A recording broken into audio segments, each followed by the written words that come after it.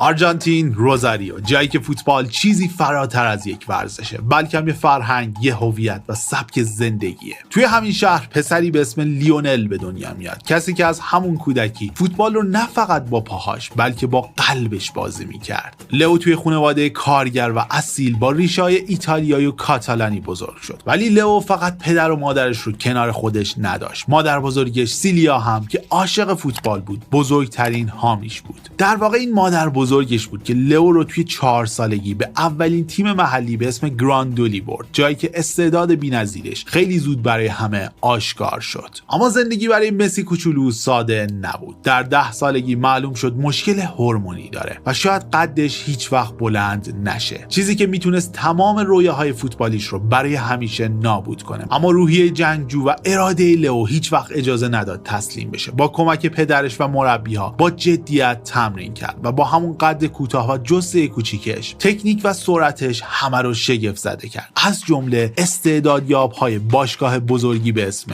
بارسلونا. سال 2000 و حدوداً در 13 سالگی مسی با نقطه عطف بزرگی روبرو میشه. باشگاه بارسلونا به خانواده‌اش پیشنهاد میده که در ازای پیوستن لیونل به آکادمی تمام هزینه‌های درمانش رو تقبل کنه و لیونل و خانواده‌اش هم با امید به زندگی جدید به اسپانیا مهاجرت میکنن. از همون اولین بازی‌ها مسی با تکنیک بی‌نظیرش توی دل هوادارا جا باز میکنه و نوید ظهور ستاره رو میده. اون در کنار بزرگان بارسلونا مثل رونالدینیو بازی میکرد و مدام یاد میگرفت. کم کم زوجی بی‌نظیر با ژاوی و اینیستا ساخت و رکوردهای زیادی رو جابجا کرد. هر فصل درخششش بیشتر و افتخاراتی مثل توپ طلا به کارنامه‌اش اضافه میشد. و البته شاید یکی از جذاب‌ترین بخش‌های مسیر حرفه‌ای مسی رقابت بی‌پایانش با کریستیانو رونالدو بود. رقابتی که هر بازی رو به یک نبرد تماشایی تبدیل می‌کرد و باعث شد هواداران هر دو طعم هیجان واقعی فوتبال رو بچشن. اما بعد از گذشت 2 دهه حضور در بارسلونا، جایی که 4 قهرمانی اروپا و 7 توپ طلا براش به ارمغان آورد، مسیر مسی به دلیل مشکلات مالی باشگاه از اون جدا میشه. در سال 2021 لئو با چشمانی اشک‌آلود بارسا رو به مقصد پاریس سن ژرمن ترک میکنه تا کنار ستاره‌ای مثل نیمار و امباپه بازی کنه. با این حال حضور اون در فرانسه هم دوومی نداره. 2 سال بعد مسی تصمیم میگیره به آمریکا بره و سالهای پایانی فوتبالش رو در اینتر میامی و در کنار دیوید بکام بگذرونه. اما لئو حتی در سالهای پایانی هم یه بار دیگه اثبات میکنه که فراتر از یک ستاره است. قطر، جام جهانی 2022، آخرین شانس برای قهرمانی با پیراهن آرژانتین، اونم در مسابقاتی که برای بسیاری از هوادارانش حکم خداحافظی با این رقابت رو داشت و مسی با تمام قدرت